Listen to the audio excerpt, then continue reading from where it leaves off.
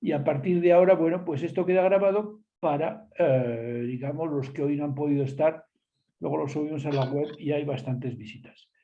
Por tanto, hacemos este procedimiento, esta forma de trabajar, de hacer el taller y te doy un poco la palabra, Eduardo, cuando quieras hacer una introducción y luego a partir de ahí ya vamos introduciendo los demás. ¿De acuerdo?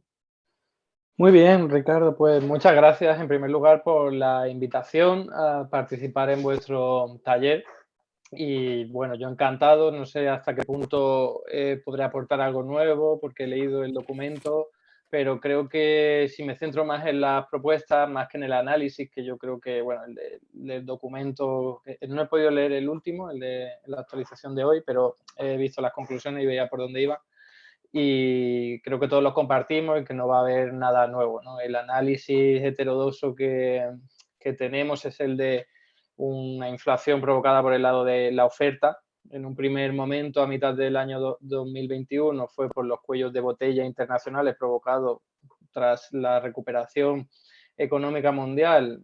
Una vez había pasado lo peor de la pandemia, ¿no? Sobre todo en los 8 puertos más importantes del mundo chinos estaban parados o a medio gas debido a las restricciones que había, y eso acumulaba un montón de contenedores y disparaba los precios de los fletes marítimos, y los productos que más se vieron afectados fueron los de los hidrocarburos y otro tipo de componentes tecnológicos y electrónicos que no entran en el IPC, que esa es la diferencia, ¿no? En el IPC en el año 2021 lo que veíamos era que aumentaban solo la energía, en realidad estaban aumentando otros elementos que se veían colapsados en ese comercio internacional, pero no lo veíamos en la cesta de la compra básica, ¿no? Me estoy refiriendo a semiconductores, tarjetas gráficas en general y componentes electrónicos que utilizan muchos vehículos, por ejemplo. Pero en ese momento en el IPC aumentaba solo por la energía, que era sobre todo petróleo y gas natural, y eso además, pues espoleado por la especulación financiera que todos conocemos, pues agravaba la situación. En los primeros meses desde el año 2021 se ve claramente en los datos del INE como lo único que empujaba al alza prácticamente era la energía. Pero a partir de octubre, noviembre, ya veíamos cómo otro tipo de elementos, incluidos esta vez sí en la cesta que analiza el Instituto Nacional de Estadística en el IPC, estaban aumentando más de la cuenta, algunos bienes industriales y algunos servicios, ¿no?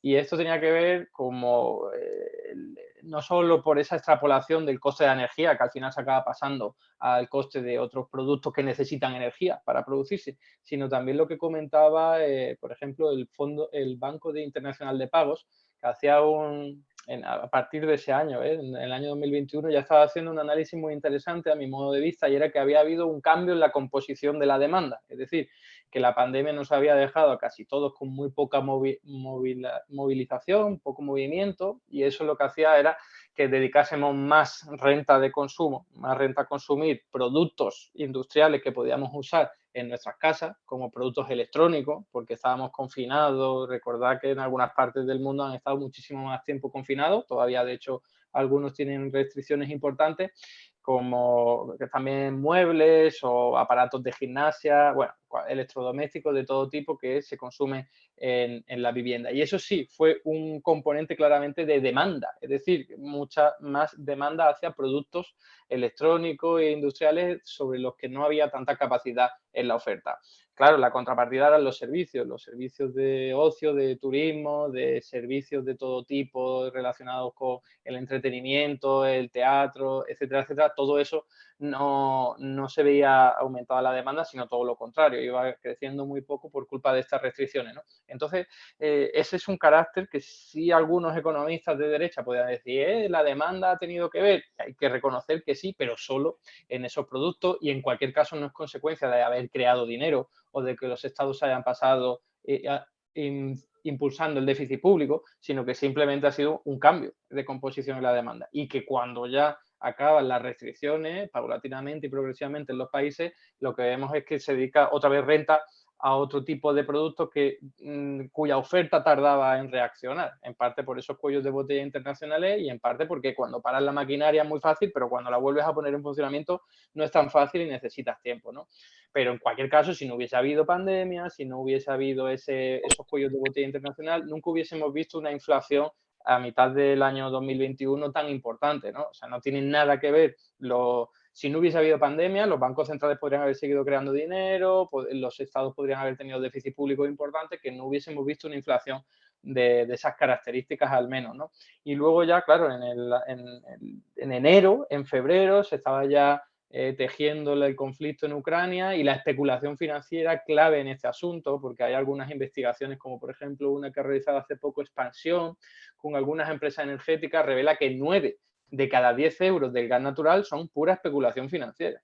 Es decir, no hay detrás un problema real importante de oferta y demanda, que lo hay, pero no es tan importante como la especulación que disparó claramente debido a esos productos financieros derivados en el mercado de futuros para especular, para comprar barato hoy y venderlo caro mañana, que es lo que ha explicado ese auge tan tremendo en los precios de los hidrocarburos y de las materias primas. No lo olvidemos, las materias primas también. Ucrania no es tan importante, es un país importante en términos de producción agrícola, pero no tan importante como para tumbar a tantísimos países y provocar un incremento de los precios de los productos agroalimentarios, aunque es verdad también que esos necesitan mucha energía y como la energía se ha encarecido, pero a su vez no lo olvidemos, la especulación financiera, punto clave en el incremento del precio de la energía.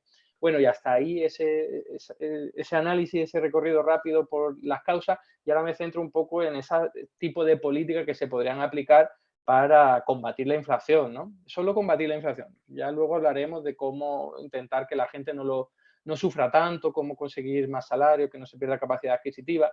Y para terminar mi exposición, pues me voy a centrar solo en eso, cogiendo ejemplos de otros países, porque creo que sirven muy bien para poder comparar y para saber dónde ha funcionado mejor, dónde ha funcionado peor. Lo primero, en Francia hay una tasa de inflación que es la más reducida de todas, nunca ha superado el 6,8%, y eso ha sido claramente, fijaos que hay movilizaciones masivas y de la lucha, la clase trabajadora está dando todo, la movilización sindical, pero es por el problema de la gasolina, no es por la electricidad, que allí solo ha crecido un 6% o un 5% en solo un año. Y eso ha sido por medidas directamente aplicadas por el gobierno, que tiene una empresa pública gigantesca, un gigante eléctrico, que ha logrado controlar los precios e impedir por ley que suban más del 4%. Luego verá que se le ha quedado en un 6%, pero comparado con el resto de países es una absoluta maravilla. Recuerdo que la diferencia con la excepción ibérica es que la excepción ibérica interviene un poco el mercado mayorista, pero el gobierno francés lo que ha hecho ha sido directamente la factura.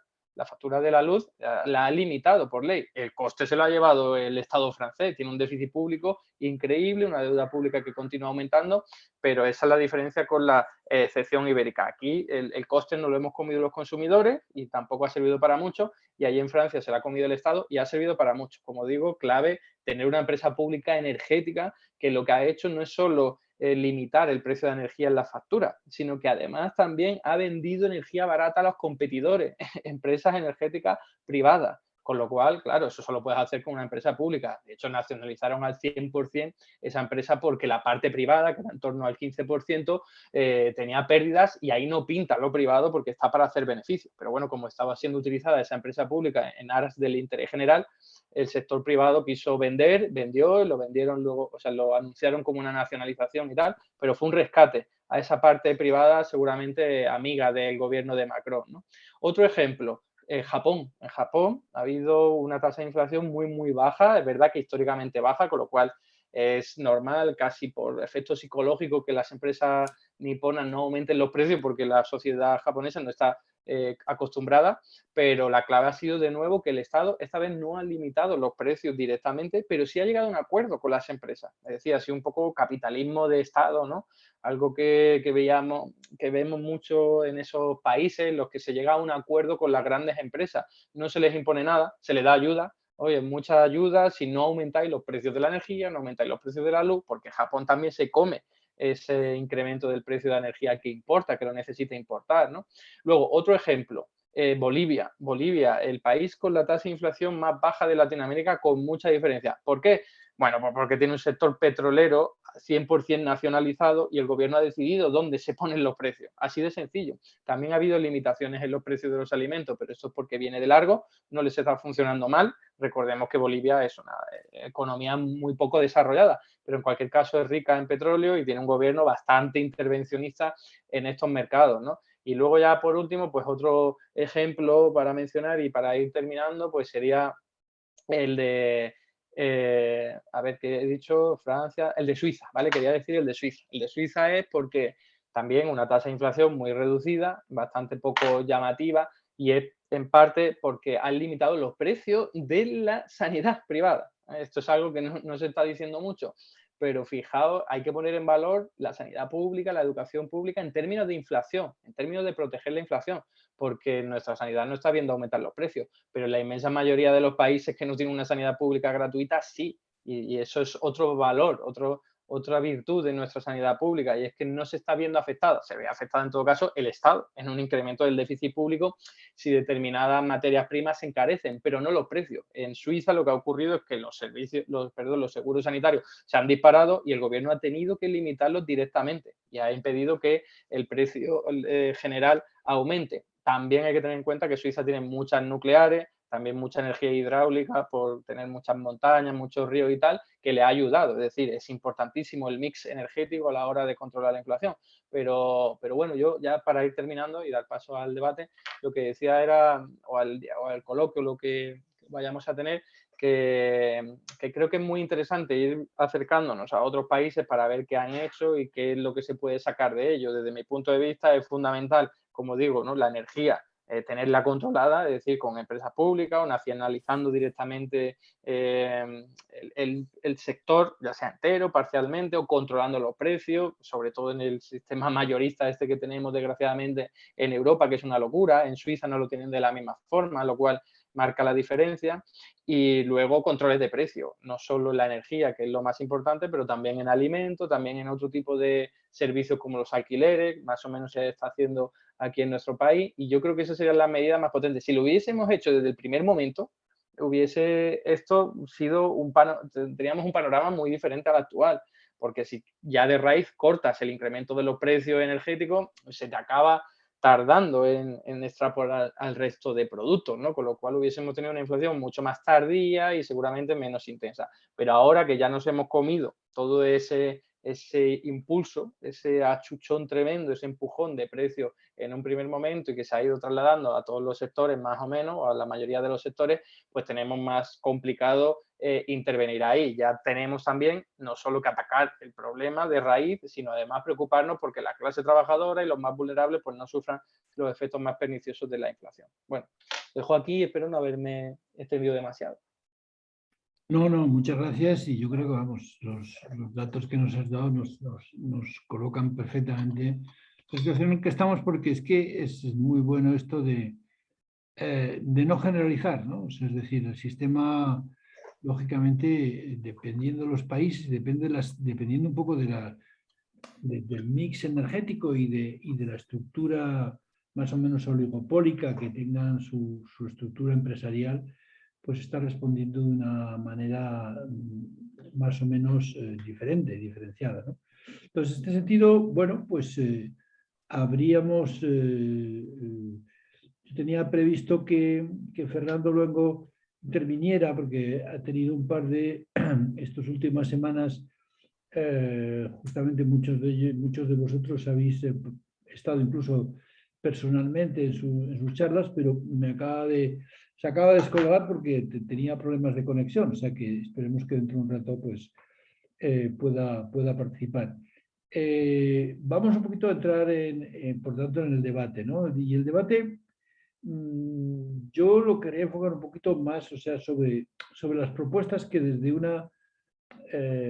digamos, desde una visión crítica, heterodoxa, económica, se puede hacer bueno, pues al catecismo neoliberal que en cuanto hay un problema de precios, pues, o sea, aplican sus recetas, ¿no? O sea, de actuar sobre los tipos de interés, como si todas las inflaciones fueran iguales, tratando de de que efectivamente se restrinja el crédito, pensando un poco que estamos frente a una inflación de demanda, y por ahí un poco van a ir los tiros. Lo que pasa es que eso tiene que enlazarse con los efectos, digamos, de la inflación, sobre todo en las clases más vulnerables, que hacen que, bueno, pues que pasen a entrar en situaciones de alarma social,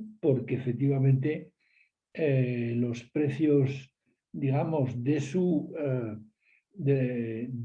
vida, tanto en tema de alimentación, como en tema de vivienda, como en tema de transporte, etcétera, etcétera, hacen que, bueno, pues eso. Entonces, ahí es donde a mí me gustaría centrar un poco el debate, ¿no? En ese sentido, Bernola, por ejemplo, el papel que ha expuesto lo plantea claramente en lo que pueden hacer los gobiernos, por una parte, lógicamente, lo que pueden hacer los bancos centrales. En este caso estamos en España, estamos en Europa, no tenemos soberanía monetaria y por tanto dependemos de las políticas del Banco Central Europeo. Y por último, lo que desde tanto el gobierno como los bancos centrales responden a la presión ciudadana, lo que se puede hacer también desde la propia sociedad, en el sentido de las luchas, de las movilizaciones, digamos, del trabajo sindical, por ir manteniendo poder adquisitivo de los que están dentro, evidentemente, del sistema productivo, porque los que están fuera, por así decirlo, los que están más precarios, evidentemente, eso entra dentro de la acción del Estado. Entonces, en este sentido, bueno, pues abrimos un poco el debate. Yo casi, puesto que el esfuerzo que has hecho, José Chubernagola, para hacer el documento que después nos has mandado, yo te daría la palabra un poco para que te entras un poco en esa ampliación que justamente has mandado esta mañana, enfocando un poco esto que acabo de plantear, ¿no? Si quieres ampliar un poquito, yo no sé si los demás han podido leer, porque hay muy poco tiempo, pero es el momento de que lo amplíes, lo expongas siempre con la limitación de tiempo que tenemos. O sea que cuando quieras, José. No, bueno, no sé, ¿se me oye? Sí. Sí. Sí. No, bueno, yo en principio me he centrado principalmente, me parece a mí, que independientemente de que existen problemas de especulación, como ha nombrado Eduardo y tal, que existen, por ejemplo, en el gas natural licuado que llega a Europa, pues ese que viene en los metaneros, pues se cambia de precio a lo largo del trayecto pues un montón de veces, ¿no? Y esos son, digamos, movimientos todos ellos especulativos. De manera que cuando llega el gas ese aquí en los metaneros, pues se está pagando 7 o 8 veces más caro que lo que se paga en Estados Unidos. Y por esa situación, efectivamente, de necesidad en que se encuentra la Comunidad Europea, ¿no? Cosa que aprovechan, digamos, pues todos esos intermediarios en el precio del gas. Pero independientemente de eso, a mí me parece que hay una cierta, hay una razón de fondo para esta inflación, que es el hecho de que la energía en general, si la centramos en el precio del crudo, pues está en el entorno de los $100. Y esa situación de que esté en el entorno de los $100, independientemente de que sea un precio caro o barato el que se pueda pagar, pero independientemente de eso, es un precio, o sea, que precisamente que ese precio es barato realmente si lo comparamos con que estaba en $35 hace ya 50 años, en los años 70, estaba ya a $35, entonces que ahora se venda a $100 o $100 y pico, pues realmente no es ninguna exageración, porque bueno, el poder adquisitivo del dólar, pues de los años 70 hasta ahora, pues ha devaluado mucho. Pero esa es una situación que realmente a Europa le afecta muchísimo, ¿no? Le afecta muchísimo porque es un país importador de petróleo y de energía en general, de energía de gas también, y entonces eso, si multiplicas lo que importa ahora mismo, como no esperaba yo ahora tener que hacer esta intervención, si me dejáis un tiempo puedo mirar los datos, con la cantidad de petróleo y gas que importa la Comunidad Europea, el precio de la energía, el precio de los hidrocarburos es fundamental para su desarrollo. Es decir, para mí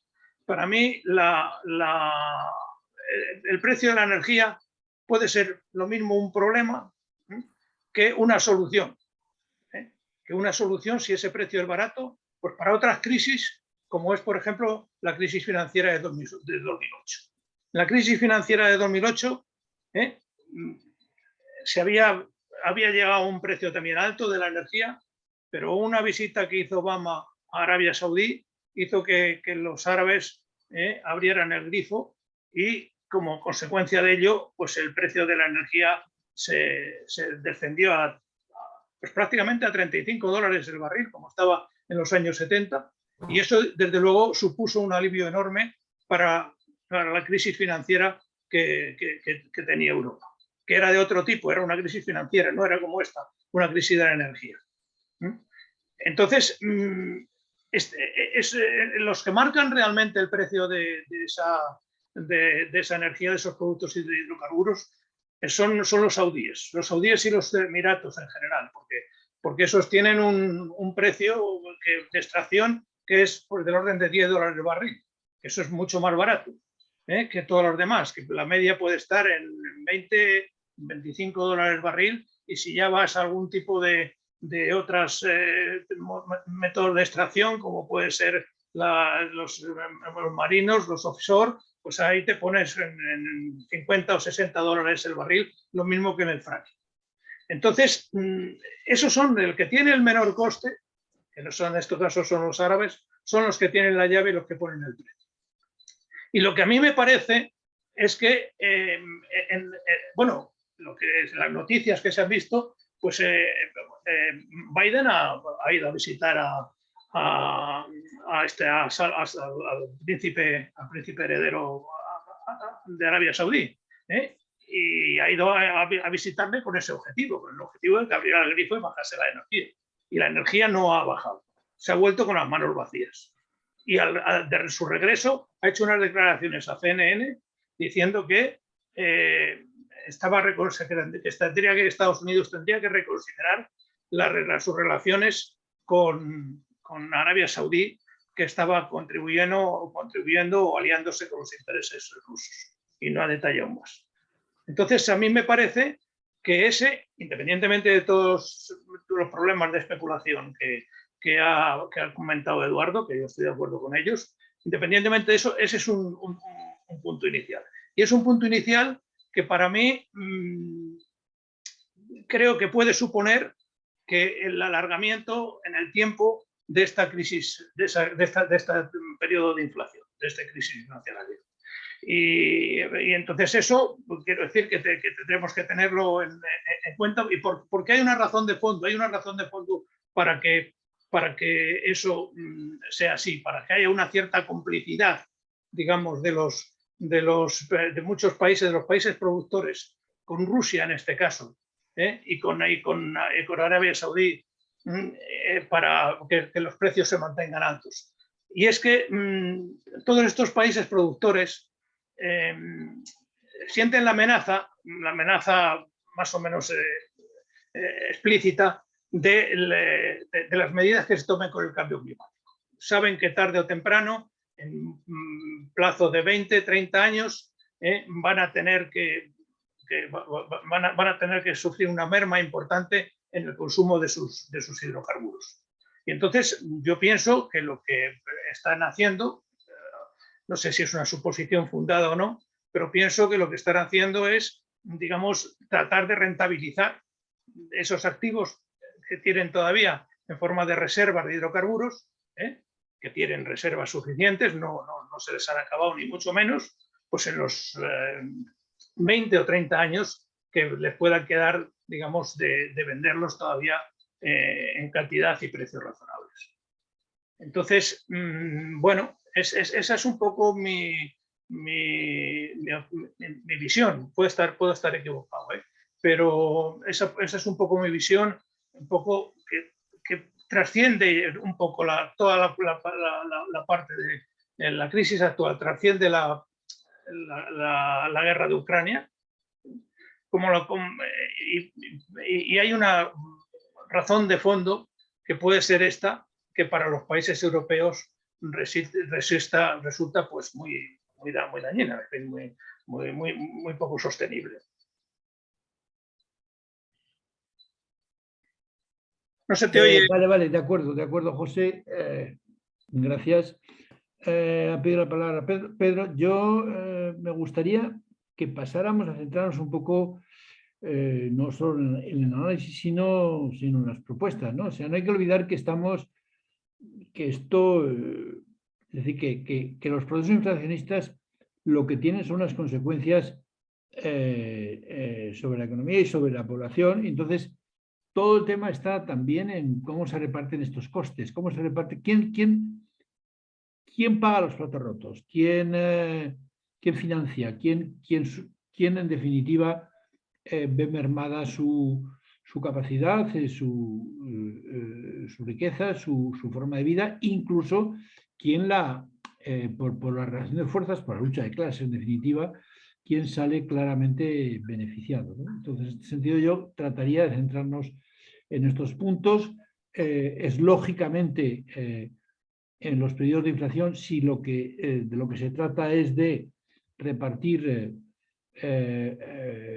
costes, la intervención del sector público es fundamental, la intervención de los gobiernos, y ahí está el tema del gasto público, el gasto social y la financiación de ese gasto, porque Eduardo nos hablaba un poco por ejemplo, del incremento de la deuda, de la gran deuda, por ejemplo, en países como Francia, pero también otras propuestas como se han avanzado y Eduardo, por ejemplo, las ha expuesto hace tiempo, como son la limitación de precios, es decir, la intervención directa del Estado en la formación de los precios. Hay ya dos palabras pedidas que son Pedro y Alberto. Pedro, cuando quieras. Gracias. No, bueno, pues yo papel del Estado, sí. Y el tema, vuelvo sobre la energía, pero el papel del Estado. Es que me ha gustado mucho las menciones que ha hecho Eduardo. A mí me parecen súper interesantes. Sobre todo, bueno, yo los asocio mucho de lo que ha hablado sobre Francia, sobre Japón, no he hablado por Alemania porque, bueno, Alemania podemos considerarlo que ha sido la zona cero en esta crisis de Ucrania, ¿no? En el tema de energético.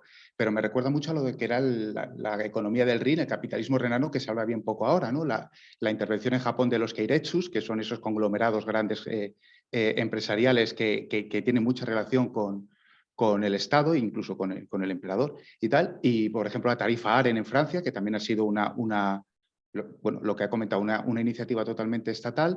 Y, bueno, Alemania, que está acometiendo una deuda, o parece que la va a llevar a cabo, o se va a endeudar, o al menos va a gastar de una manera que roza que a otros países mediterráneos jamás se lo hubiesen permitido, aunque tuviesen, yo creo que los fondos, con esas super ayudas a la industria que empezaron ya hace 2 meses con una de 27.000 millones, de la que nadie se quejó, para saltarse, bueno, simplemente para financiar las emisiones de CO2 de su industria grande, y les daba todo ese dinero para gastárselo en derechos de CO2 con la mayor alegría de tal. Entonces, quería saber si en España, más allá de la excepción ibérica, que yo pienso que está muy bien, a medio largo plazo, en esa línea, ¿qué se podría hacer? Más que nada es una pregunta. ¿Cómo se podría intervenir para dotar al sistema energético de una mayor estabilidad o al menos dotar de cierta intervención o de ciertos grados de libertad, ¿no? al Estado frente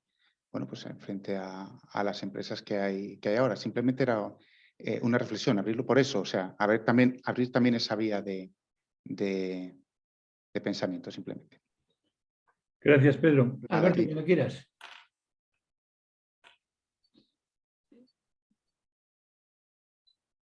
No te No se te escuchamos. oye, Alberto. Abre el micro. Tienes el micro cerrado, Alberto. Alberto, estás hablando. Ahora. Lo que decía Vale. es que me oyes bajito. Sí, no, que yo no voy a entrar en el análisis porque ya lo ha expuesto muy bien Eduardo, simplemente alguna puntualización, ¿no? O sea, alguna puntualización en cuanto a los, bueno, al gas y el petróleo fundamentalmente, que para mí la actuación de la Unión Europea ha sido nefasta con las sanciones a Rusia, por ejemplo, por un lado. Por otro lado, pues el sistema de formación de precios de la electricidad con el sistema marginalista europeo es nefasto, y todo esto está lógicamente es relacionado con los precios de la energía, ¿no? Los precios de la energía lógicamente luego se trasladan a los bienes, fundamentalmente a los bienes, también a los servicios por otro lado, pero bueno, eso ya se ha compartido mucha documentación durante estos días, y entonces ya más o menos está claro por dónde viene, digamos, el problema de la inflación. Otra cosa, sin entrar en la barbaridad de la actuación del Banco Central Europeo, que eso no tiene nombre, o sea, aumentando los tipos de interés cuando es claramente desde el principio se veía que es una inflación de un shock de oferta, no de demanda, pero bueno, vamos a dejar eso atrás. Digamos, ya se ha hablado mucho. Para mí, desde el punto de vista de ATAC y de las medidas a tomar, está claro que nosotros deberíamos pedir que el gobierno intervenga a precios. Eso está clarísimo, que intervenga a precios, intervenga fundamentalmente también la especulación, porque es que la especulación, como también ha dicho muy bien Eduardo, es hoy en día, no sé exactamente la proporción, pero más del 50% de los precios de los alimentos, por ejemplo, y también de la energía, de los alimentos, está provocado por bueno, la especulación en los mercados financieros. O sea, es una cosa evidente, que también se han hecho un montón de estudios y está clarísimo, ¿no? O sea, no es la guerra de Ucrania la que ha provocado los aumentos de precio de los alimentos, ni muchísimo menos, sino que viene de muy atrás, y además hoy en día lo que está funcionando de forma tremenda es la especulación sobre futuros, derivados, etcétera, de los mercados de alimentos, ¿no? Eso también tendríamos que exigir que el gobierno, no sé exactamente cómo, pero que tendría que hacer lo posible por digamos, intervenir ahí de alguna forma, ¿no? Desde luego, en los precios de la energía, de la electricidad, está clarísimo que tiene que seguir machacando en la Unión Europea, que eso tiene que cambiarse. Ese sistema tiene que cambiarse, el sistema marginalista. No tiene razón de ser que el precio de la electricidad venga dado por el gas, por el precio del gas. No tiene ninguna razón de ser, cuando, por ejemplo, la energía eólica, las energías renovables son muchísimo más baratas de producción, los costes muchísimo más baratos. Entonces eso es una cosa que hay que exigir, ¿no? Y por otro lado también que hay que pedir que para que digamos se disponga de recursos también en cuanto a la manera de ayudar. Por otro lado también, otra cosa que tenemos que pedir es que los salarios sigan, no se pueden quedar estancados como están ahora. Los salarios tienen que subir. No se puede mantener una situación en la que las empresas están aumentando precios y haciendo el agosto con los beneficios, y los salarios estén estancados. Eso es algo que no se puede permitir de ninguna manera. Por lo tanto, ahí los sindicatos tienen que lanzarse a sacar a la gente a la calle y exigir rotundamente que los salarios suban. Y eso desde ATAC también lo tenemos que pedir. Y por otro lado, la tributación. Hay que urgentemente, no se puede estar poniendo parches, que si ahora aumento los impuestos a los beneficios caídos del cielo o a los beneficios extra de la banca. No, no, hay que lanzar y ya aprobar de una puñetera vez un sistema de impositivo, una ley para aumentar los impuestos a la gente que puede pagar más y que debe pagar más. Entonces también eso tenemos que exigirlo de una forma radical, ¿no? Y yo más o menos de momento me quedo ahí. Muy bien, gracias Alberto. Antonio, vamos a acabar contigo un poco esta primera ronda y luego le damos un poco la palabra a Eduardo por si quiere acotar algo. Adelante, Antonio. Muy bien.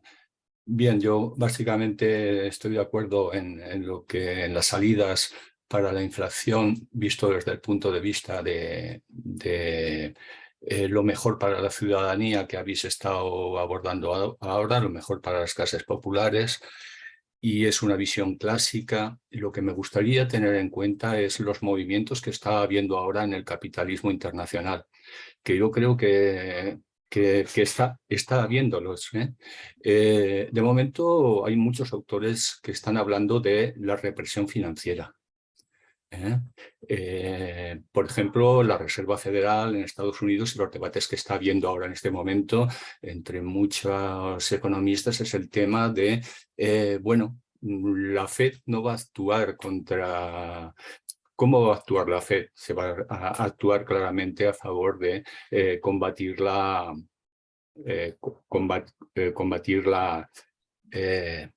inflación. Pero, sin embargo, bueno, hay unos mercados de deuda que están bajistas, hay otra serie de mercados de la vivienda que en este momento tienen unos problemas que ya están empezando, la burbuja ya existe y está disminuyendo bastante el precio de los activos y se ve que va a haber una crisis de la vivienda importante, etcétera, etcétera.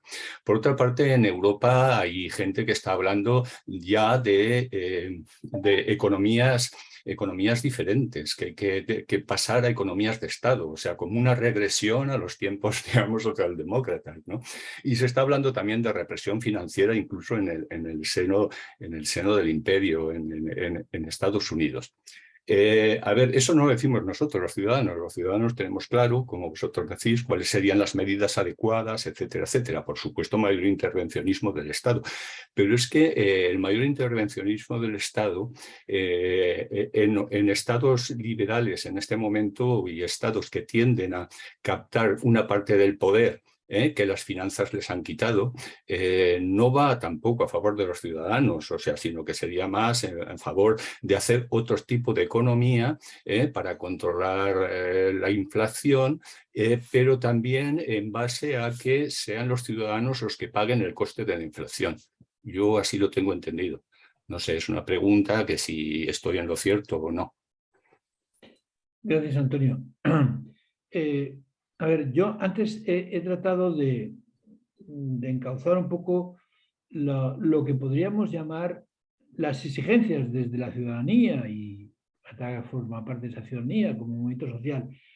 Por una parte a los gobiernos y por otra parte a las políticas monetarias que desarrolla el Banco Central Europeo, ¿no? Empezando por este segundo, o sea, es evidente que una de las funciones que nosotros con otros grupos que hacen un poco el análisis similar al nuestro, lo primero que hay que hacer es denunciar la ortodoxia de, como siempre, de cuando hay un proceso de subida de precio, independientemente de las causas, aparecen las subidas de los tipos de interés, ¿no? Entonces, esto, de alguna forma, yo creo que tiene que ser una prioridad, denunciar esta ortodoxia y exigir desde las movilizaciones de la sociedad civil y desde los sindicatos y los partidos políticos que se cambien estas políticas, ¿no? Entonces, ahí concretamente había una propuesta de una compañera de este observatorio que hacía una propuesta de, por ejemplo, de la posibilidad de tener diferentes tipos de interés. Depende de la utilidad social o la utilidad digamos, frente al cambio climático de determinadas inversiones. Entonces, este es un tema. Porque luego está, por así decirlo, lo que se debe exigir a los gobiernos. Y ahí, evidentemente, entran todo lo que es medidas paliativas. No olvidemos que esta inflación se incardina dentro de una crisis sistémica. O sea, es decir, hay mucha gente que dice que estamos asistiendo al fin de lo que se ha llamado el proceso de globalización, en el cual, bueno, pues había un reparto con las consecuencias que eso tiene en cuanto a producción y distribución de, digamos, de bienes y servicios, ¿no? Entonces, en esa crisis es ahí donde entra un poco la exigencia a los gobiernos de que intervengan, por una parte, los mercados en los temas de precios, y ahí yo creo que Eduardo tiene expuesto experiencias de intervención de precios justamente para proteger a la población más vulnerable, pero por otra parte también exigir el tema de la política fiscal, es decir, de la política de gasto público, de gasto, sobre todo de gasto social. Y ahí entra directamente, pues, de dónde sale los fondos para financiar ese gasto social. Yo, en ese papelillo que os he pasado, apunto como una propuesta que quizás es el momento de volver a plantear con fuerza el tema del impuesto a las transacciones financieras. Es decir, o sea, porque se habla mucho de que, bueno, impuesto a los ricos, impuesto a los beneficios caídos del cielo y tal, pero no nos olvidemos que en los mercados financieros sigue estando el centro de la apropiación de riqueza, sigue estando en las transacciones financieras, y que digamos, estas versiones descafeinadas que, por ejemplo, se han aprobado en algunos países, entre ellos España, pues quizás sea el momento, porque en las crisis es el momento en el que se permiten los cambios, de volver a insistir y volver a movilizar a la gente para que se cambie esta ley del 2020 y se incluyan de una vez definitivamente las divisas, los derivados y los elementos que, lógicamente, por presiones de los mercados financieros, quedaron fuera cuando se tramitó la ley de impuesto a las transacciones financieras. Entonces, yo me gustaría que entráramos un poco por aquí. Eduardo, si quieres retomar un poco con lo que se ha dicho. Ricardo, ¿puedo 5 segundos? Lo que he dicho anteriormente está relacionado con digamos, procesos como el de Francia, de las nacionalizaciones, y procesos, ya sabéis que los franceses son muy dados también a las grandes palabras, de que estemos entrando, o que muchos gobiernos consideren que estemos entrando en una economía de guerra. Ya. Bueno, vuelvo a decirte, Eduardo, a ver un poco por enriquecer un poco el debate con lo que estamos planteando aquí, ¿cómo continúas lo que nos puedes decir? A ver, yo no puedo aportar gran cosa más de lo que se ha dicho, en torno a la reflexión que hacía Pedro de qué se puede hacer técnicamente a corto plazo por parte del gobierno. Yo creo que es más una pregunta para los juristas o gente del derecho que controle del tema, para podernos decir si en realidad el gobierno es autónomo para salirse del sistema del precio del mercado mayorista de la Unión Europea. No tengo ni idea, y me imagino que un gobierno ultra valiente podría hacerlo, pero está claro que no es el caso con Pedro Sánchez liderando. Pero yo entiendo que sí, yo entiendo que aunque te vayas a lo mejor a tensar un poco ahí la legislación por si genera problemas importantes, digo, a nivel jurídico, pues bueno, pues eso que te llevas. Pero en realidad, si lo que estás haciendo es mejorar la factura de la luz a todo el mundo, creo que sería una batalla política ganada. Otra cosa sería esa batalla judicial que podrían emprender, porque ya digo que no tengo mucha idea, ¿no? Y lo mismo con las nacionalizaciones. O sea, hoy día el gobierno tiene la posibilidad de nacionalizar no tienen ni siquiera los fondos para hacerlo, los fondos presupuestados para hacerlo, porque la nacionalización conllevaría un coste presupuestario tremendo. Y hablo solo en términos técnicos presupuestarios. Si hablásemos ya de la valentía política de nuestro gobierno, pues todavía más difícil, ¿no? Fijaos lo que ocurrió con ese globo sonda de Yolanda Díaz, de limitar los precios de los alimentos, pues locura, ¿no? Si era solo un intento de pacto con las grandes plataformas de la alimentación y se pusieron todos en contra, a pesar de que, como se acaba de comentar, ¿no? En momentos de economía de guerra, porque es que hay que decirlo, estamos prácticamente en una economía de guerra, la limitación de precios de los alimentos ha sido una constante, ha sido siempre algo, y no solo en guerra, en la crisis energética de los años 70, el Reino Unido también limitó muchos de sus productos alimentarios y también lo hizo Estados Unidos, ¿no? Es decir, que no es algo tan lejano en el tiempo, se podría realizar. Otra cosa es que el sentido común y la correlación de fuerzas pues nos dé suficiente empujón para hacerlo, ¿no? Entonces, yo es que creo que esos serían los elementos más importantes para hacer, a nivel de atajar el problema de la inflación, ¿eh? Porque si consideramos que esto es un problema temporal, que esto es algo de lo que todavía no ha salido aquí en este debate, porque hay muchas asociaciones ecologistas que hacen hincapié en que esto no es temporal, que esto es estructural y que la escasez de recursos tiene mucho que ver con precisamente esta elevación de los precios.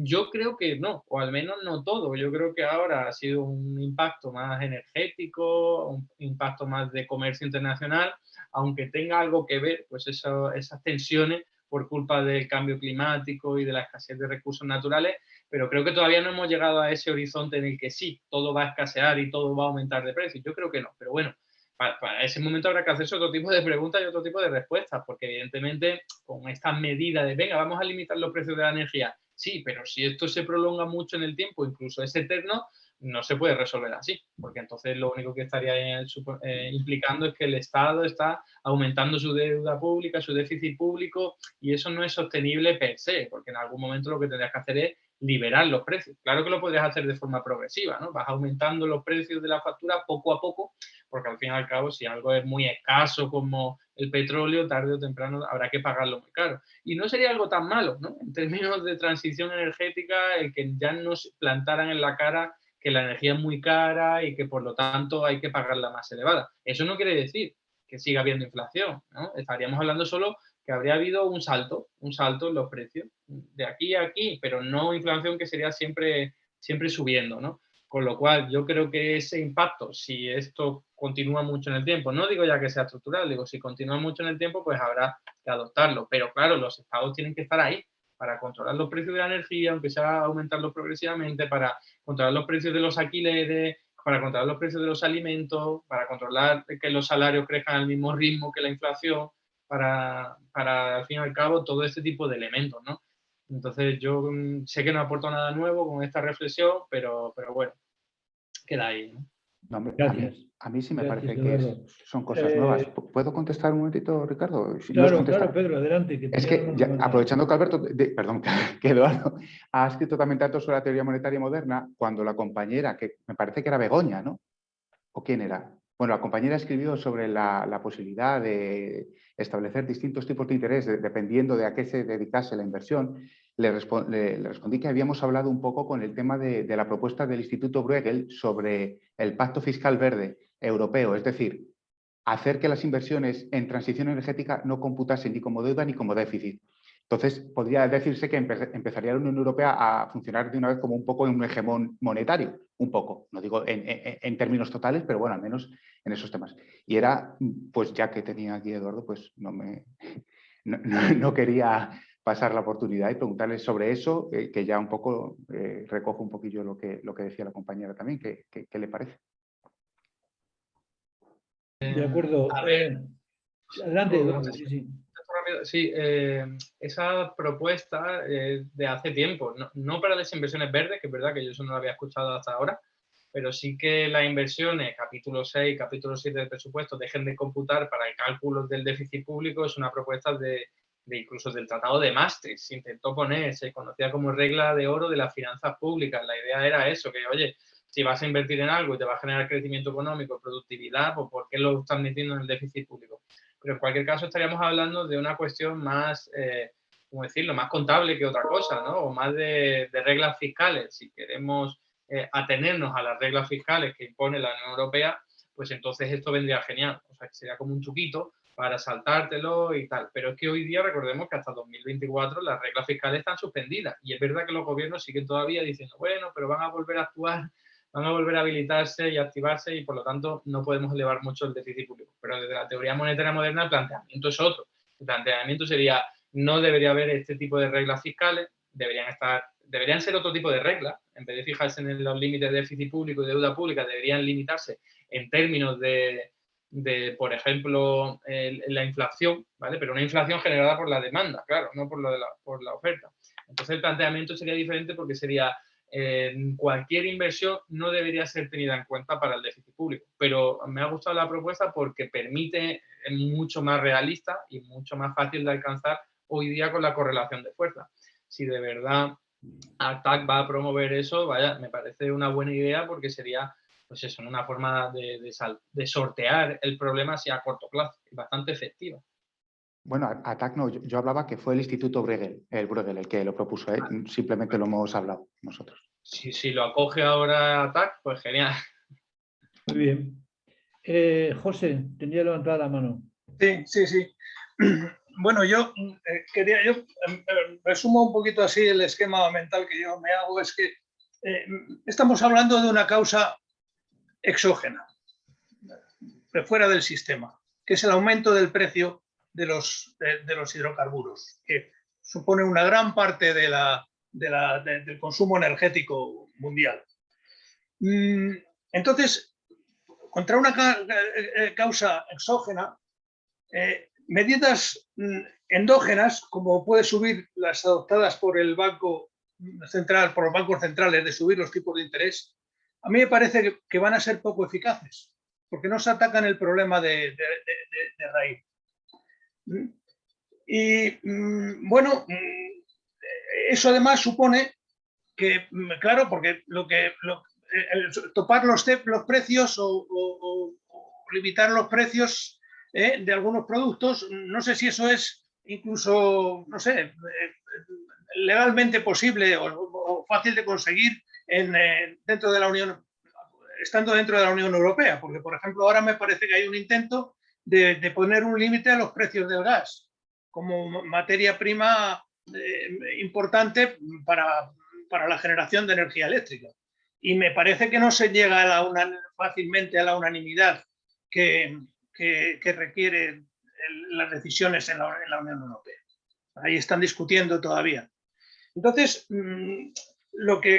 eso exige, digamos, una fiscalidad que tiene que ser selectiva. Es decir, porque por una parte, el gobierno, la única forma que tiene en estos momentos de bajar los precios de la energía a los ciudadanos es reducir el impuesto que él mismo tiene sobre ese consumo, que no es poco, no es poco. Es decir, por ejemplo, sobre los hidrocarburos, sobre los carburantes es del 60%. No es poco. Pero eso le disminuye los ingresos, y en un momento en que tiene que elevar el gasto, porque tiene que acudir en ayuda de las empresas y de los ciudadanos más vulnerables, pues entonces le afecta al déficit público. Aumenta el déficit público y para compensar ese déficit público, pues tiene, digamos, solamente dos posibilidades, es decir, o aumenta o se endeuda, o que es una medida que se podría llevar a cabo, ¿no? Conseguir o plantear, por lo menos, la financiación directa de los estados dentro de la Unión Europea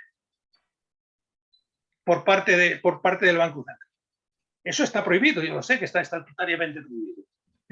Pero bueno, por ejemplo, eso está estatutariamente prohibido en Europa. En Estados Unidos es posible que la Reserva Federal, que en situaciones excepcionales, con un permiso del Senado, eso se lleve a cabo. Esta situación no es excepcional o no puede considerarse excepcional. Otras normas de la Unión Europea se han venido abajo. y se han tenido que aceptar. Y eso evitaría que para financiar ese gasto público, los gobiernos de la Unión Europea tengan que ir a los mercados a financiarse por el consiguiente costo y consiguiente aumento de su endeudamiento, que ya es bastante grande. Entonces, eso podría tener, indudablemente, eso podría afectar indudablemente, por ejemplo, al tipo de cambio del euro. Es decir, a lo mejor habría que admitir una cierta devaluación del euro. Pero bueno, una devaluación del euro también propiciaría, digamos, el ahorro energético que todos queremos conseguir, no solamente para solucionar esta crisis inflacionaria o este proceso inflacionario, sino también para contribuir, o sea, para mejorar, digamos, las emisiones de CO2 y mejorar, digamos, nuestra lucha contra el cambio climático. Entonces, no sé, esa es porque poner, digamos, dejar la solución, digamos, monetaria en manos de los bancos privados, confiando en la buena voluntad o de los bancos privados, pues eso, que tengan dos tipos de intereses distintos según... Bueno, eso es más exigible al Banco Central que a los bancos privados. Y el Banco Central, por ejemplo, hasta ahora no ha destacado por tener una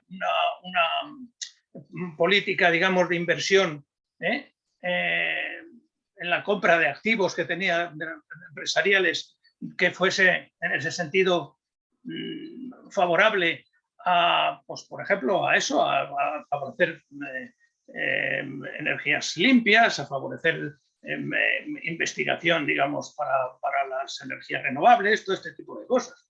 Hasta hace poco, es un poquito lo que decía yo en el documento, hasta hace poco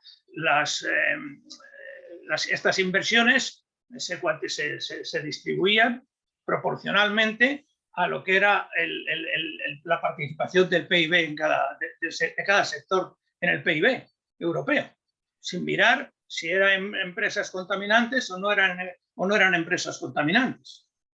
Y entonces,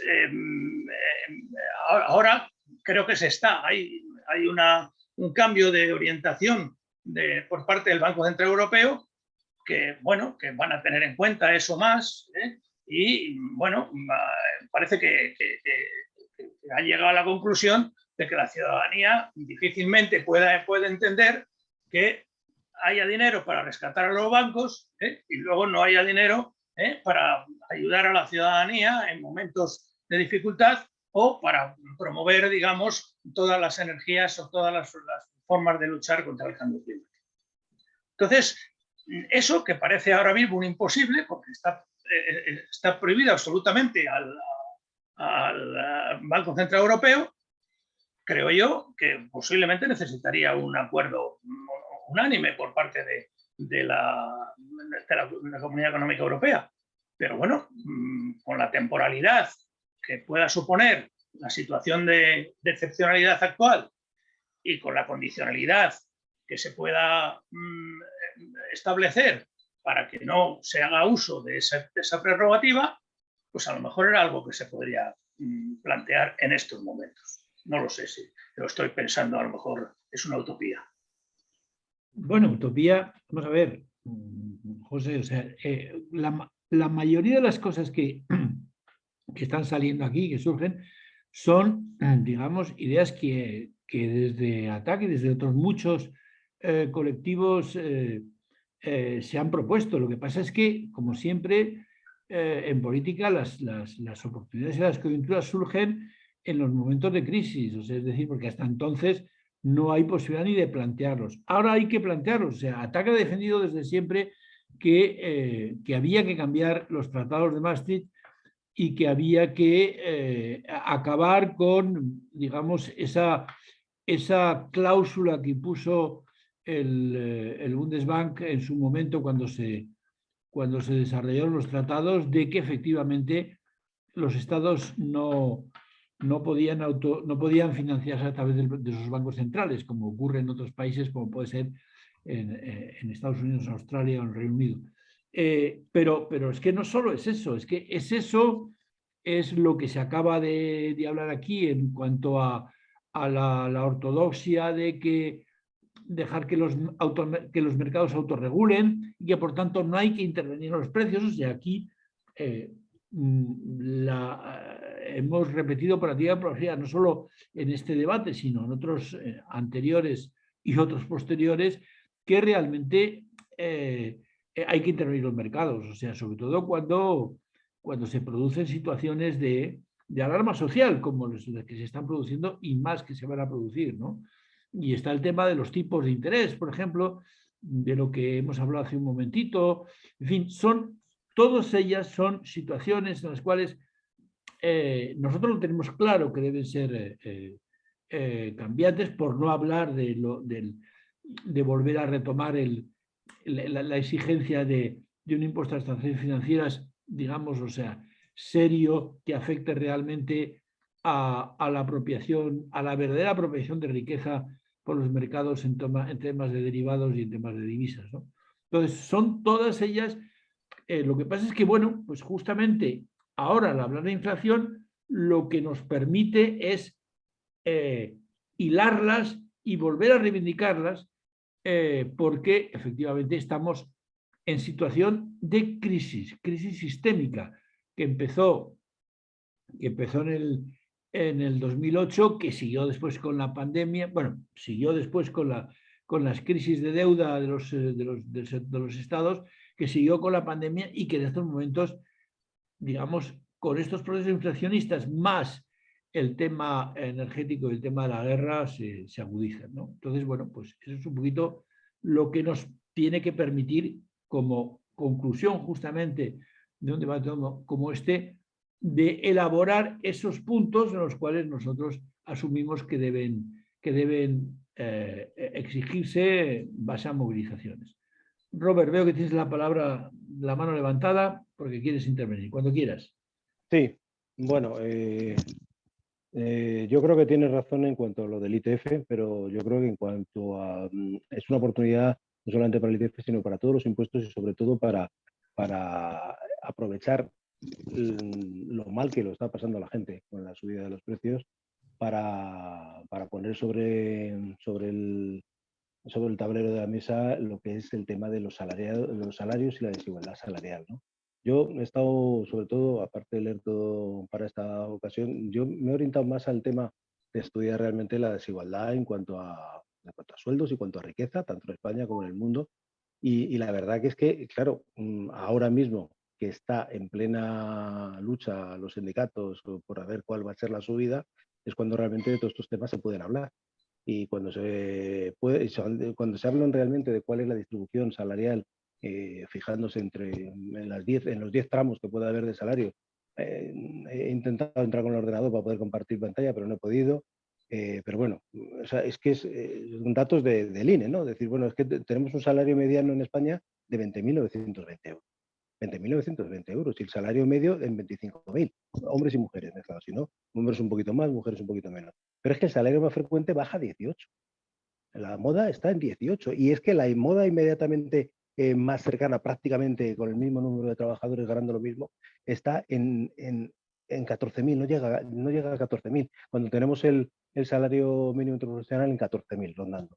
Entonces, claro, dices, joder, entonces tenemos aquí una distribución de salarios que es que realmente abre la puerta a que de una vez por todas se pongan encima de la mesa que este no es un país con la renta per cápita, esa media de la que se habla constantemente, con esos sueldos de los que se habla por la tele, que parece que el que no gana 80 o 90.000 euros es un pringao, ¿no? Entonces, no, es que resulta que tenemos al 75% de la población ganando menos de 2 veces el salario mínimo interprofesional. Entonces, claro, eso pone en valor la necesidad de un Estado fuerte que socorra y que corra con los gastos principales de toda la población. Eso indirectamente lo que hace es empoderar al Estado y acabar de una vez con el paradigma neoliberal que después de 40 años pues todavía hay algunos que participan. Estamos viendo, además, asistiendo a un giro en cuanto a lo que es el bajar los impuestos y en empequeñecer el Estado, que es que, bueno, ya ayer, cuando yo oía a Cuca Gamarra ayer diciendo que el Partido Popular era más bien socialdemócrata, pues no sé, solamente falta pedirle a Pedro Sánchez que aproveche su presidencia de la Internacional Socialista para meter al Partido Popular en ello, ¿no? Pero claro, esto es un movimiento a nivel global muy importante en cuanto, joder, para mí, el hecho de que realmente ya se empiece a hablar de un impuesto impuesto de sociedades mínimo global es un avance tremendo, en el cual realmente dices, bueno, pues es que esto hace 10 años no nos pensábamos que pudiera haber ese consenso generalizado. Y pues, bueno, lo de Liz Truss en Gran Bretaña con la subida de impuestos y el bofetón que le han pegado a los mercados, dices, bueno, ¿será posible que es que realmente estén los mercados con todos sus defectos y lo que es el capitalismo en condiciones de decir, bueno, pues a lo mejor es el momento de pegar un cambio para sobrevivir? Eso lo llevamos buscando muchos años a través pues eso, del mismo impuesto a las transacciones financieras o de lo que es la limitación de los paraísos fiscales. Pues digamos que las circunstancias, que efectivamente nos estamos en una crisis, que vamos a hacer una economía de guerra, pero esto no va a cambiar en mucho tiempo. O sea, yo no creo que los combustibles vuelvan a bajar de precio, a no ser que no le veo ninguna posibilidad de que se vuelva a llegar a un acuerdo y que baje otra vez a 14 o 20 dólares el barril, porque realmente, como ya se ha apuntado, la crisis energética, todos los que tienen reservas saben muy bien que ahora es el momento de especular, y eso es inevitable. Eso es inevitable, porque los países que tienen reservas, como Venezuela, Oriente Medio y demás, pues todos los que tengan materias primas van a preferir que se mantenga el petróleo en 120 o en 200 o en 300.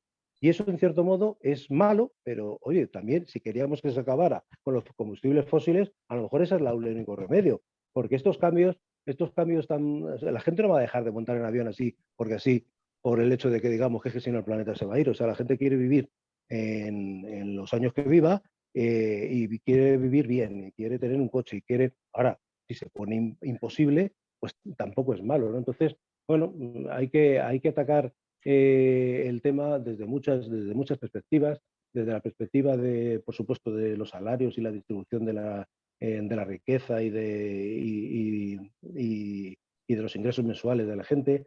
Poner en valor que es que realmente con un salario mínimo interprofesional de 1.000 euros, que parece que es que pusieron el grito en el cielo, si realmente un alquiler medio está en 800, por lo menos en una gran ciudad, es que no da para eso, con lo cual realmente pues, puede provocar un cambio, porque se teme mucho que entremos en la espiral de subida de salarios y subida luego más de la inflación, pero también se pone en tela de juicio de que si realmente a los trabajadores trabajando no pueden llevar una vida razonable, eso lo entiende todo el mundo, ese mensaje cala.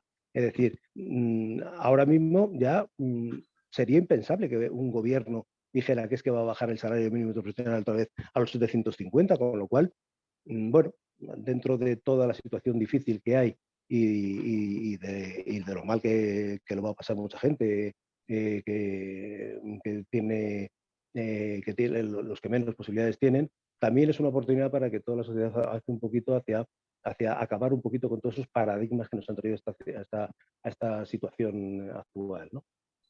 Y bueno, no tengo más. Gracias, gracias Robert. Bueno, son las 9:15. En principio, estos talleres suelen durar 1 hora y media, porque más que eso realmente es excesivo, porque además se graba y esto queda para verlo.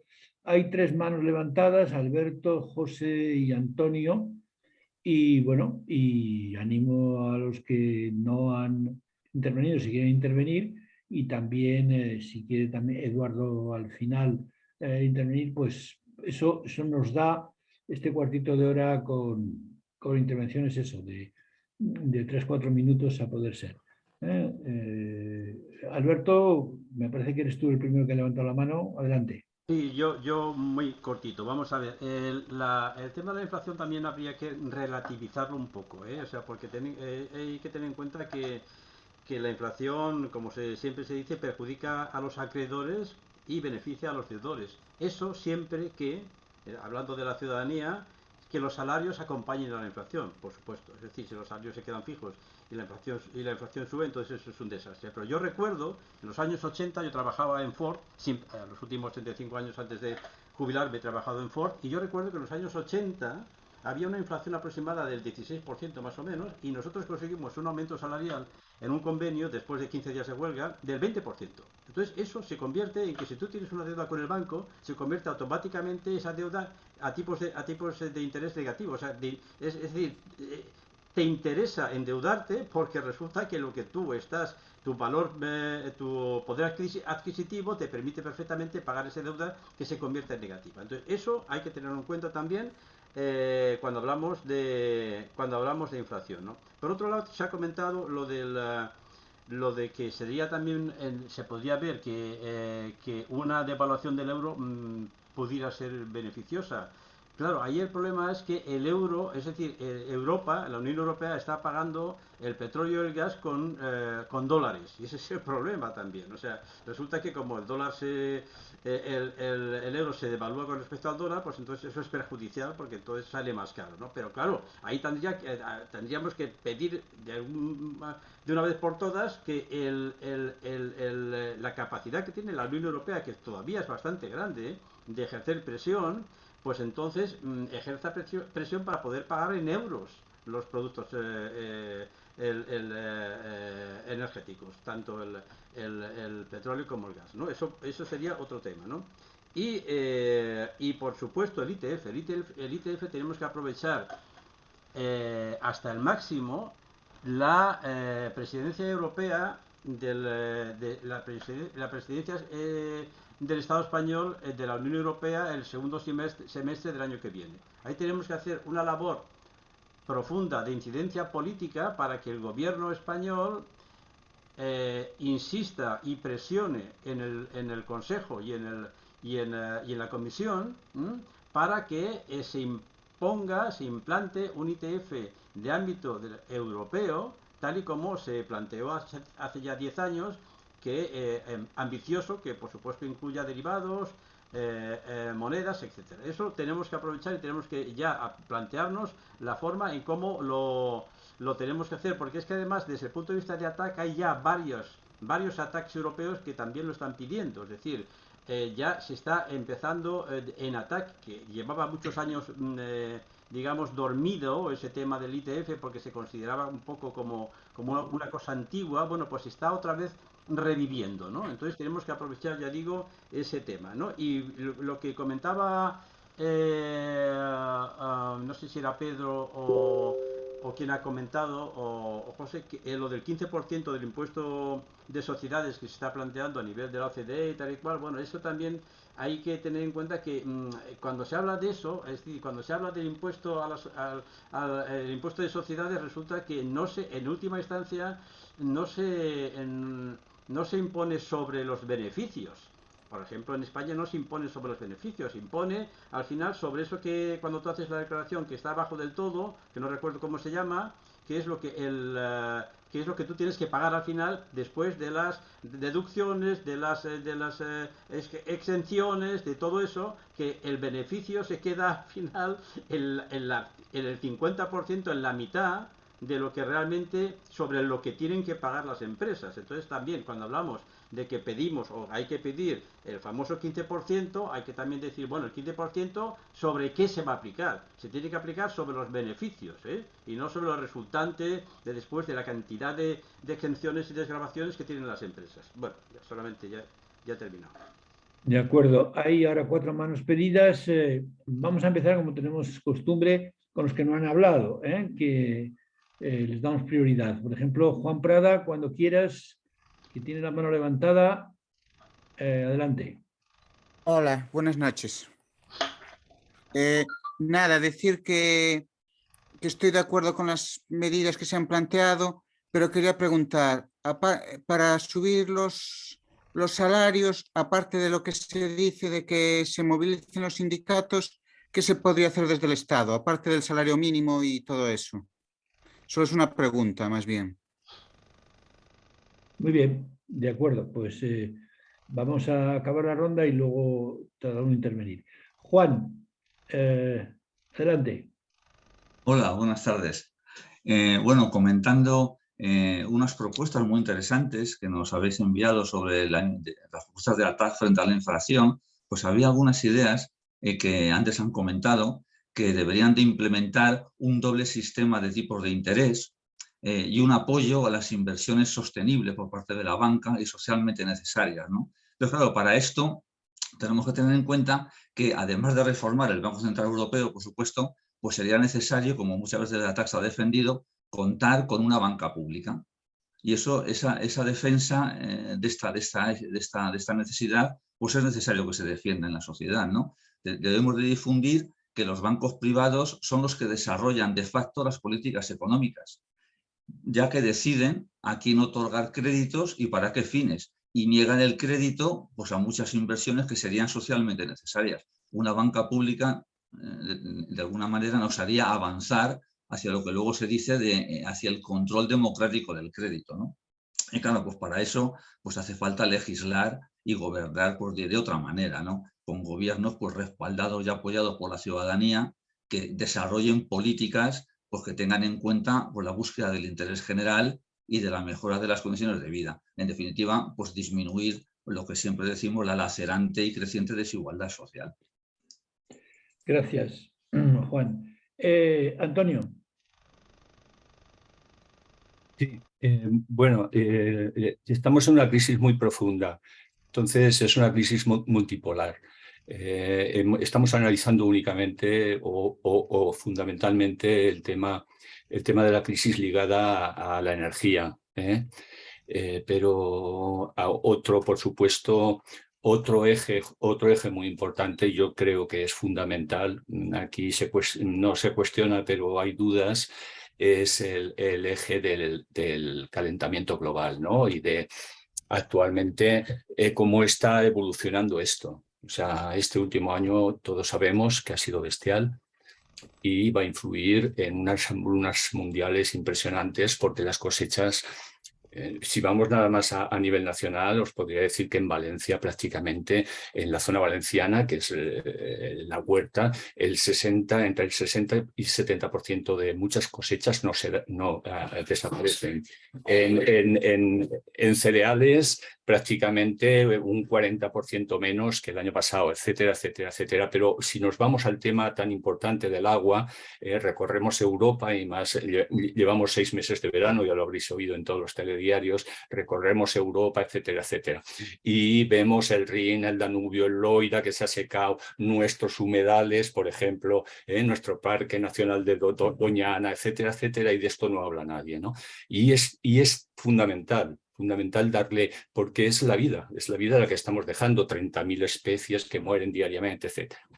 Y las personas que mueren en el mundo, que cada día son más por la contaminación y muchas otras cosas.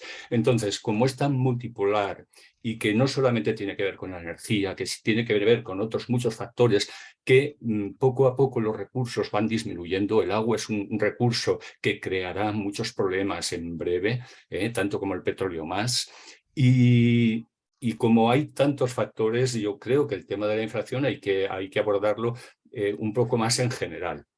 Y se habla pues de inflación, la inflación, ¿cómo se llama? Quitando subyacente, ¿no? Subyacente, la inflación subyacente, si le quitamos el tema de los alimentos y el tema de los combustibles y tal, pues es una cosa que les interesa mucho hablar a los economistas. ¿Por qué? Porque desde el ámbito monetario se puede enfrentar más a estos, porque si te viene un clima que te jode las cosechas o si te viene no sé qué, no puedes bregar con los términos economicistas monetarios, ¿no? A ver, no sé. Yo creo que le daría un desarrollo un poquito más intenso a otras partes. Esto del petróleo sí, desde luego, lo que está influyendo, y esto está desarrollado y va a ser desarrollado también por una época, por la crisis de la guerra, y yo pienso que sí, que ha venido para quedarse la inflación. Y no solo para quedarse, sí, para quedarse por muchos factores, no solo por el factor de esto, sino por muchos factores. Hay una crisis muy importante del capital. De acuerdo, Antonio. José, cierras y Eduardo, si quiere después. Sí, no, brevemente. Solamente iba a hacer un comentario sobre lo que decía Juan Prada, y me parece que Robert también mencionaba, sobre los salarios y la inflación. Es decir, la inflación se mide por el IPC y hasta el momento no hay otro método para medir. Pero si entramos un poco en el INE y vemos un poco qué es el IPC y cómo se calcula, pues vemos que es una media ponderada de 12 partidas, que a cada una de ellas se le da un peso específico. A una el 0,3, a otra el 0,1, a otra el no sé qué. De manera que, o si puede ser en tanto por ciento, en el 10, el 8, el 9, de manera que todos esos factores de ponderación tienen que sumar la unidad en un caso o 100 en el caso de que hablemos de porcentajes. Bueno, pues si nos metemos en el INE y hacemos un poco, cogemos los datos de las encuestas de los presupuestos familiares que hace el INE, que la divide en distintos quintiles según la capacidad económica de cada familia, y cuál es el IPC armonizado con Europa que se aplica, pues realmente vemos que el IPC es muy poco representativo de la actual sociedad española. Por ejemplo, una de las cosas más llamativas es que el porcentaje de valor, el porcentaje del gasto del presupuesto familiar que se da para la vivienda, pues es de, no muy bien aquí, de 14% en España. A mí que me digan qué presupuesto familiar, ahora mismo, sobre todo de la gente joven, supone un 14% nada más de la vivienda, un 14% nada más. Ojo, que no es solamente la vivienda, el inmueble, ahí entra la vivienda, la electricidad, o sea, la energía y el agua. Entonces, eso por una parte. Pero luego, por otra parte, hay partidas en ese cálculo del IPC, en ese grupo, que como son los restaurantes y los hoteles, que bueno, que se ve prácticamente, si comparas los distintos quintiles, ves cómo, claro, hay para unos quintiles que significa más que para otros. Pero claro, es que para que me digan las clases más populares, a ver cuándo hacen uso de los restaurantes, puede que alguno da el menú del día, pero ¿y de los hoteles cuándo? Entonces está claramente, el IPC está claramente sesgado en favor de las clases pudientes. Y claro, eso, establecido así y utilizado así para indexar salarios, pensiones, etcétera, etcétera, pues como referente para el cálculo de todos estos incrementos de salarios y pensiones, es un continuo y acumulativo factor de desigualdad social. Y de eso no dicen nada los sindicatos y no dice nada nadie. Ahí quería terminar. Nada más. Es un tema que tiene que ver con la inflación, porque es la única forma de calcular la inflación. Y con algo de lo que habéis dicho Robert y Juan. Muy interesante, José. Sí, señor, ese tema. Permitirme solamente un minuto respecto a lo que ha dicho José, porque en el INE también antes se ha hablado de lo que es el salario medio, mediano, la moda, pero claro, realmente es que, como dice él, en cuando te empiezas a analizar, dependiendo del decil de la población que coges, por ejemplo, hay multitud de divisiones y las que, por ejemplo, hacen la división en por edades o por años en la misma empresa, es que ya es tremendo porque es que realmente ves que hay una gran parte de la población que incluso, pues que por eso sale luego una moda inferior de 14.000 euros al año, ¿vale? Porque es que realmente, sobre todo entre los jóvenes y las mujeres, también siempre menos que los hombres, es tremendo, ¿no? Eso unido a lo que ha dicho José, de cómo realmente la inflación es una media, pues claro, eso es lo que provoca las situaciones que hay tan dramáticas y que parece que en grandes cifras no se visualizan. Y luego lo desgraciados estos que dicen que dónde están los pobres en España. Los pobres es que la mayoría son trabajadores. Nada. En el documento que os he enviado hay un cuadrito donde podéis verlo con bastante claridad. Muy bien, muchas gracias, José. Bueno, pues son las 9:01, salvo que alguien más, Eduardo, o algún otro quiera intervenir, podemos ir cerrando aquí el taller.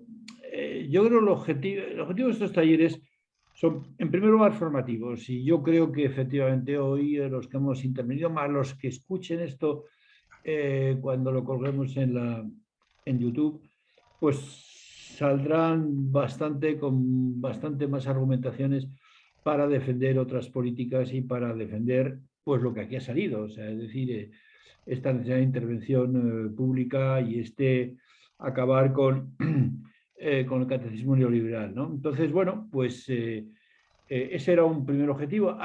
Yo he incorporado un segundo objetivo, que es que de aquí, de todo lo que hemos dicho, tratemos de plasmar un poco en algunas ideas de estas que les sirvan a los compañeros de comunicación en redes sociales y en webs y en otros sitios, para expresar pensamiento de ataque, ¿no? Entonces, bueno, ahí sí que me gustaría pedir ayuda, porque ahora todo esto está grabado, hay algunos documentos, y lo que tenemos que conseguir es, bueno, pues eso, una docenita de ideas más o menos desarrolladas, argumentadas y defendiendo lo que aquí se ha dicho. Y para terminar, hablar un poquito del próximo taller. El compañero Alberto Martínez había propuesto que fuera un taller sobre políticas impositivas en el ámbito de la UE. A mí me parece muy bien. A mí me parece muy bien porque además, como él dice, este tema puede ser lanzado en la Red Europea de ATAC y de alguna manera sacar propuestas conjuntas que ya se están realizando en otras secciones, como ATAC Alemania, ATAC Francia, ATAC Austria, ¿no? Entonces, si no hay inconveniente, podemos abordar esto en noviembre, pero hay que documentarlo, ¿eh? Entonces, en ese sentido, Alberto, vas a echarnos una mano, echarme y a quien quiera participar, para plantear un poco esa documentación que nos permita tener un debate formativo el próximo en estos temas. Y nada más.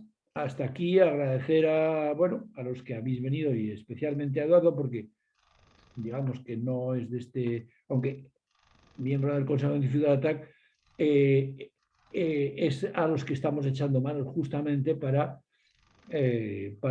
ilustrar y enriquecer un poquito estos procesos formativos, ¿no? Es una lástima que Fernando Luengo haya tenido problemas serios de comunicación, porque seguro que su aportación también habría sido muy, muy interesante, sobre todo a la vista de sus últimas charlas este mes. Y eso es todo. Gracias y chao. Enhorabuena y hasta la próxima. Venga. Gracias. Vale. Saludos. Buenas noches a todos. Buenas noches. Gracias, buenas noches. Vale, buenas noches.